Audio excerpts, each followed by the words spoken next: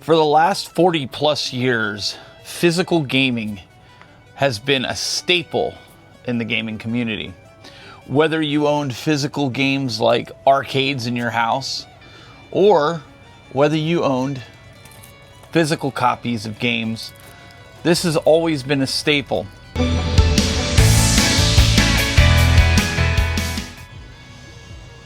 Oh, gotta get to these games. All right, let's see here. Oh, I just love being able to check through my library and even games that haven't opened.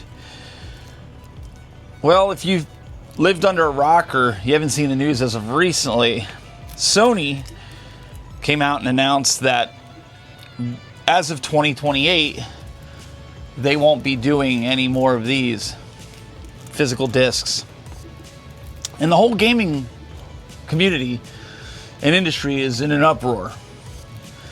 Even politicians and celebrities have gotten involved and have shown their displeasure. Content creators from all over YouTube that are in the gaming space have done videos talking about how stupid this is and how now that they know in 2028 we're getting a PlayStation 6 and it's going to be a solid digital experience for over $1,000.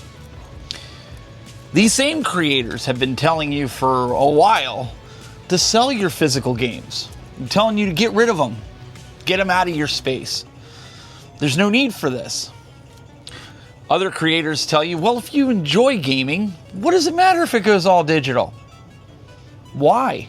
Why should it bother you? I want to talk to you about some points. I had some time. I didn't rush a video out because I wanted to thoroughly process this and give you some reasons why I think this is a bad idea and what it could possibly mean for you, the collector of said physical games. Not necessarily these, because we've known for a while that these are just key cards. Essentially contacting a server, letting you know that you can play them. But what does it mean for the retro gaming community as a whole? Let's talk about it. So for me as a kid, I always played games like this, whether they were mine or my brother's. We played them. I still have one of my original games that I had from when I was a kid in Kung Fu up here for the Nintendo Entertainment System. This game I remember, I'm going to try to get it out without knocking it over, but this game, my original box from when I was a kid, my brother ended up finding it. The game's not, unfortunately, but the box is. This brings back a lot of memories. This game is a game that I had gotten. This was one of the second games that I received for my Nintendo Entertainment System. This game means a lot to me, whether it's complete in box or it's not. It means a lot to me.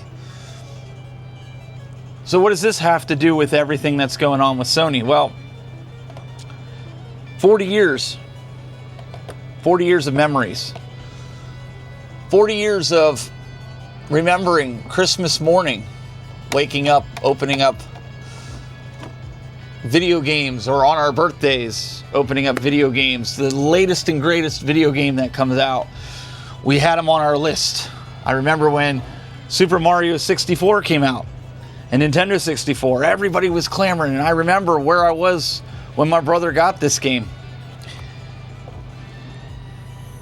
When I look at these pieces on a shelf, I don't see physical games. I see memories.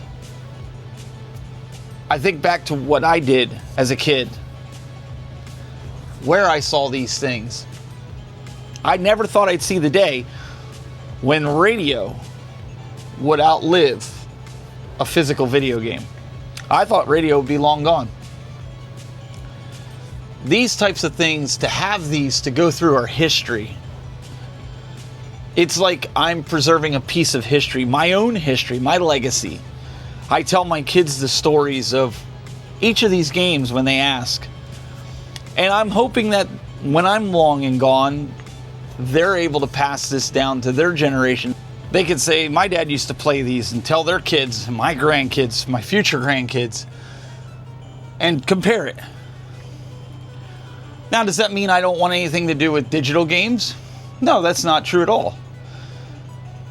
The problem that I have is when you take a digital game or you take a physical game and you're a company and you say this game retails at $59.99 or $69.99 or $79.99, and you say, well, you know what, consumer, we're going to make this easier for you to purchase by making it digital.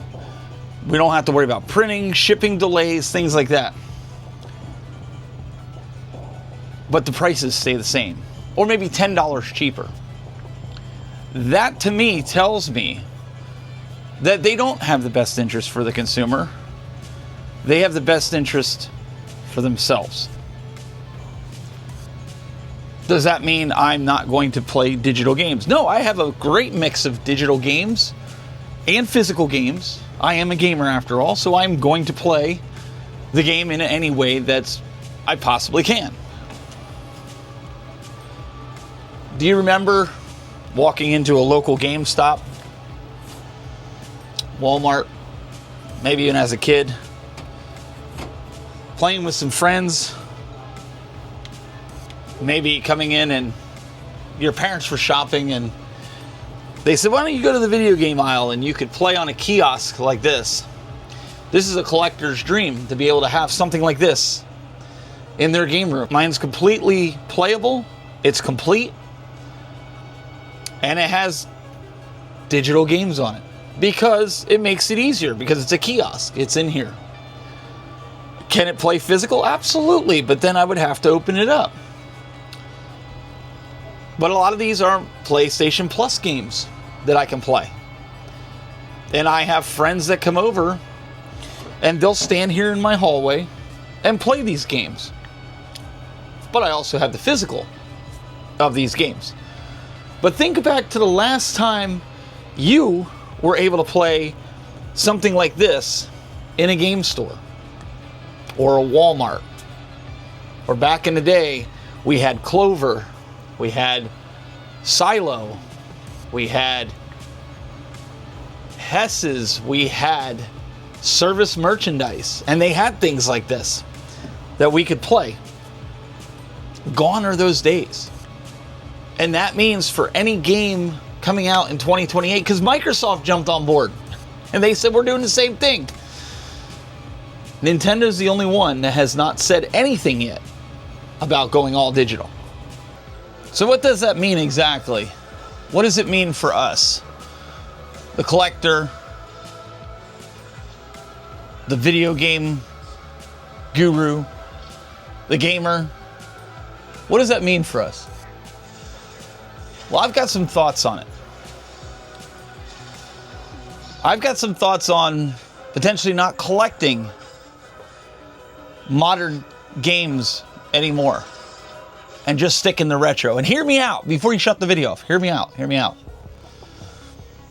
And collecting as much retro as I possibly can, because these games still hold up. These games are what made us fall in love with collecting video games. These games are the reason that we're still gamers today.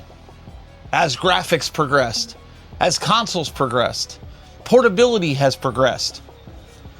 Retro gaming has also progressed, whether we realize it or not. Point in case, in-tech gaming. These light guns. These are better than any light gun that we've ever had as kids, 40 years later. Being able to play this on a flat screen TV.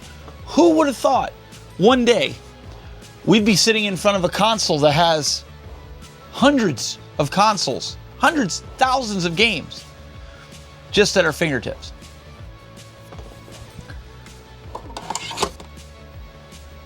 And again, we talk about myself being a collector of physical,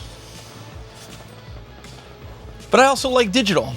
Because I'm a collector and I don't want people ruining my games, I have one of these. It's an all-in-one cartridge. I have backups of all my games on a cart that I put into my Super Nintendo or my N64 or my Nintendo or my Master System. And when folks come over, they can go through the list of games and play whatever they want without damaging my retro games. But as we look at things in the game room, I'm a big collector in-box game systems. And when I look around, I could tell you, when I look at the Atari and Intellivision here, that this was mine when I was a kid. It was my dad's and my mom's, and they gave it to us. To have that here in my collection 40 plus years later is something that I will treasure. I will never get rid of those.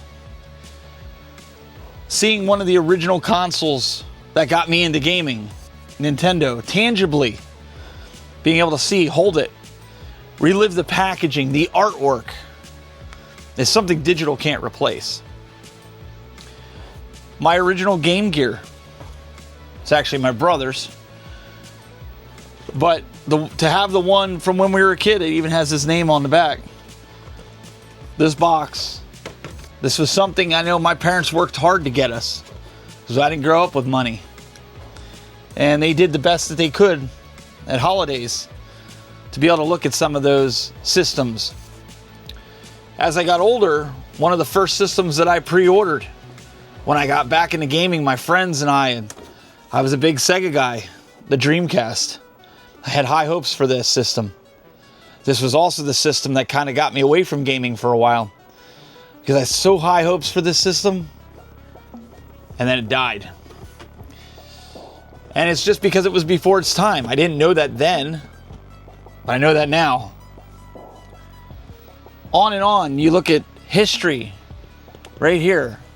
This original Game Boy, complete in box, started the whole handheld revolution of interchanging games.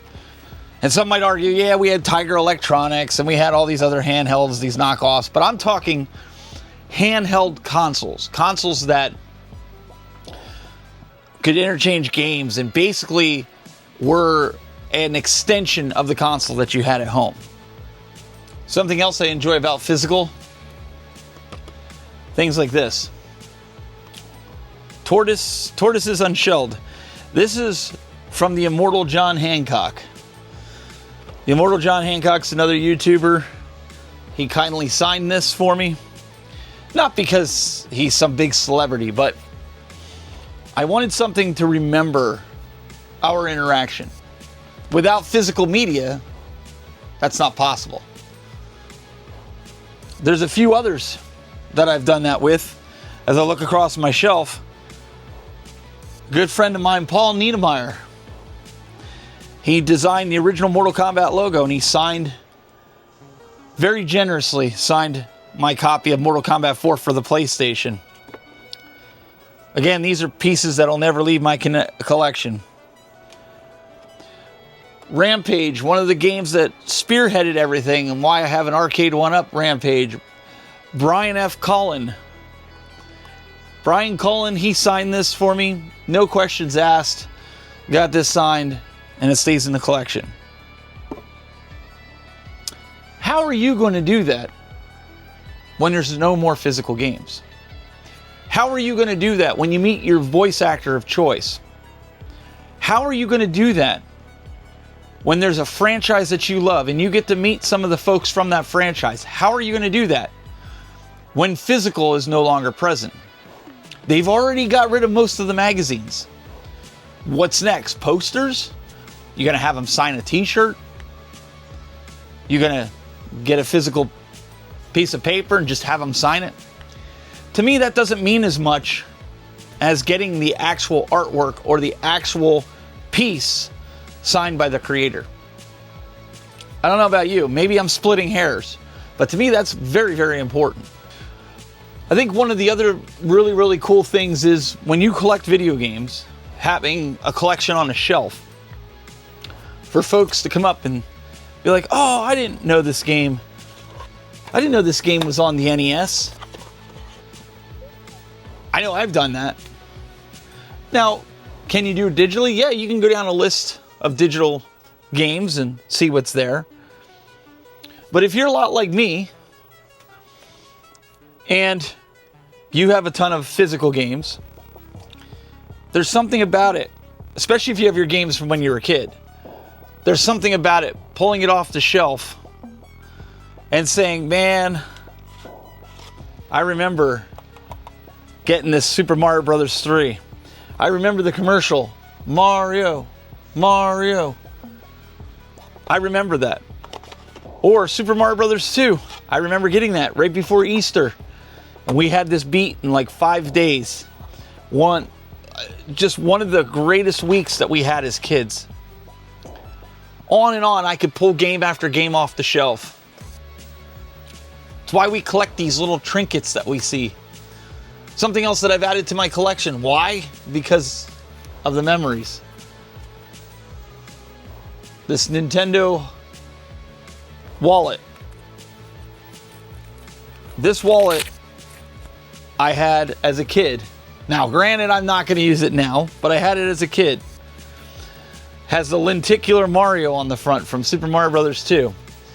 I found it very cheap, and it was something I wanted to add to my collection to have because of memories. So I ask you, is the reason we're so uptight about losing physical games on modern consoles because we're afraid we're going to lose the memories? And I thought about that. I thought long and hard about that. And then I remembered that when we were kids, we used to sell games. We would sell games because we didn't have the money to buy the next best game that's out there. And if we beat it 100 times, at the time, you could go and trade in a game and it would pretty much pay for another game. How are you going to do that now? The kids today, how are they going to do that now? Especially with some of the games being $70, $80, $100. You can't trade in a digital game.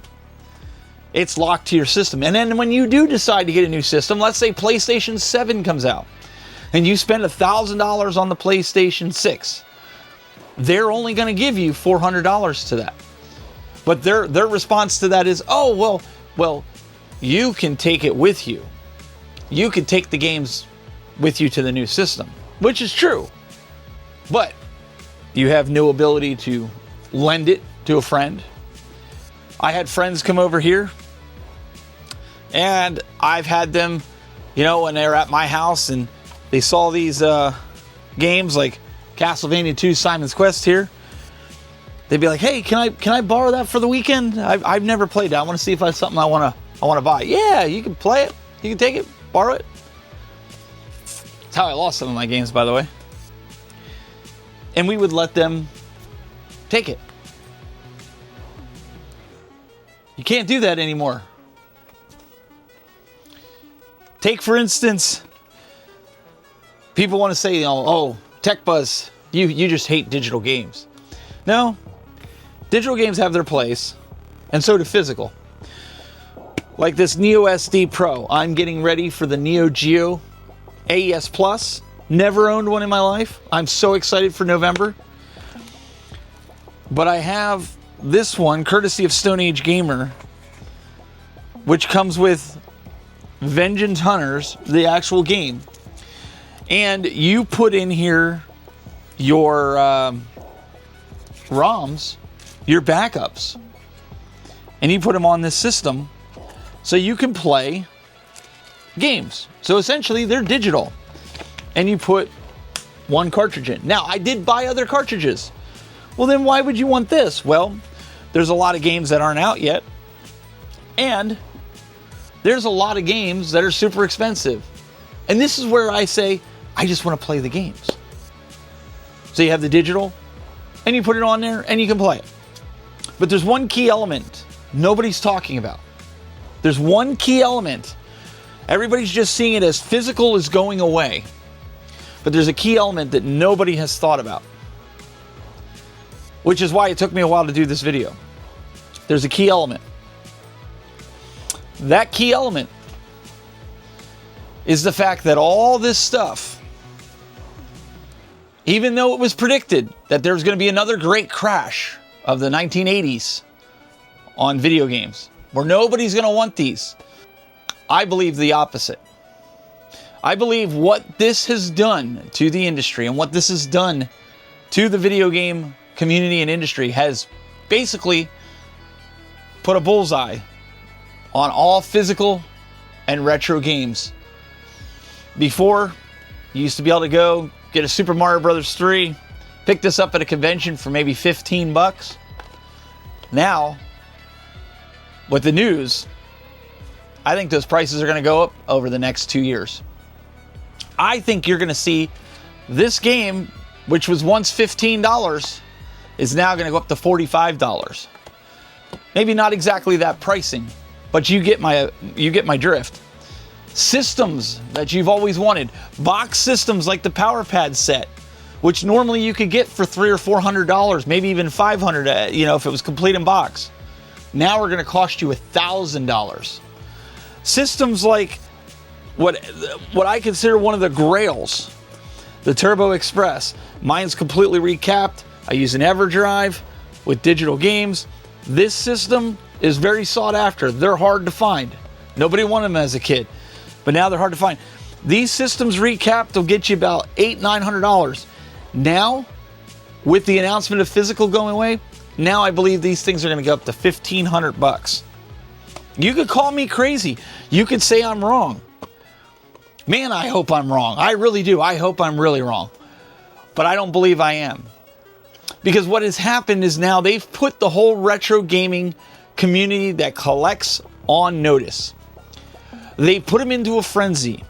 They've made these folks say, man, we need to collect. We need to get this stuff before it's no more. We need to run out and get PS4, and we need to get Xbox One, and we get all these disc-based games that we had. Like, I think it was interesting because, for an example, Time Crisis 2.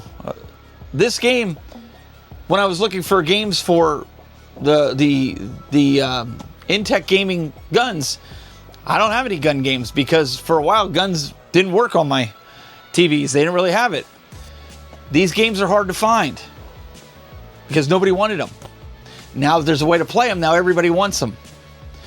Retro gaming is something that will always have physical because people are making physical games for it, whether they're homebrew, whether they're remakes. Just made $100 Sonic completely remastered game that you can pre-order for Sonic 1, I think Sonic 1 and Sonic 2, or maybe it was just Sonic 2, I don't remember. But that's a game we can get for, $10 right now. But what they're doing is they're keeping it alive. A lot of these companies, Project Retro Games, he's another one right here. I have a game from Project Retro Games for my 3DO. Mortal Kombat 2, I still have it sealed. I haven't gotten around to play it yet. This game was never on the 3DO, to my knowledge. He has a bunch of other games keeping physical alive. So again, I implore you to leave a comment and let me know what you think. Do you think that Sony just shot the warning shots, if you will, for the industry to start collecting, to start grabbing physical? Do you think that there's a lot of collectors out there that are going to just go on a rampage to collect as much as they can? I know we are a rare breed of filling our house with plastic, as my son says. Collecting plastic. Now, he does like to collect too, but plastic and cardboard. We've got a lot of that stuff here too, cardboard. Are we a dying breed? Are they forcing the hand? Because this doesn't just kill the gaming industry if retro doesn't keep going. This kills a lot of mom and pop gaming shops. I think retro will live on. I think these systems will live on. But us, the gamers, we're the ones that have to keep it going. And I believe that's going to happen. And I believe these systems are going to go through the roof. I really do. I think that is the bigger story in all of this. We've seen the writing on the wall from PlayStation when it first came out with the optional disc drive. We knew this was coming. We knew Xbox was trying to go all digital with the Series S, where it was all digital. We knew this was coming. This wasn't a surprise. Everybody's acting like this is a surprise. This has not been a surprise. Everybody was surprised about GTA 6. Oh my goodness, I can't believe they're digital only. Really? You can't believe that? You have to remember, things are only as valuable as somebody's willing to pay for it. So us as collectors, we have to keep that in mind. But I believe we're going to see a spike in the rarity of retro games. Games that are so easy and common to find right now are going to become hard to find because people just getting into the hobby are going to start cleaning these things out. Now, I'm not trying to send scare tactics to you so that you run out right now and start collecting the full set of NES and Sega Genesis and Super Nintendo. I'm not doing that. I'm not trying to scare you in anything. I'm not one of those YouTubers. I'm merely trying to talk to you about how I'm processing this whole situation. But I believe digital has its place. I also believe physical has its place. And I don't know why they both can't cohabitate, but according to the industry, they can. But I will say this. As of right now, I don't see a need or a want for me to get a PS6 if it comes out fully digital for $1,000. Now, there are certain games that I do play. If the only way I could play them is getting a system like that, then that's something I'll have to think about down the road. But for right now, I'm kind of pretty firm on not buying a all-digital console. Because it's about principle, and it's also about needing it. My PS5 does good for the games that I download that are digital, like Fortnite and some of the other ones that I play. PC has it, so I can play Fortnite on a PC with a controller. So those are the things that we need to take into consideration. I know this was a long video. I hope I put some things into perspective. Let me know your thoughts in the comments below as we get closer to 30,000 subscribers. Thank you for hearing me out. Thank you for listening to me. I think there is a lot of good information that everybody can bring to the table. But I also think you need to decide for yourself. Make sure you check us out every Wednesday night at 8 p.m. for the Game Masters. Myself and Brandy, Gamer Aimer, we will be doing live shows. And again, thank you all for subscribing. Keep it up. And until next time, keep it buzzing. I'm going to go back to playing some of my games on my day off.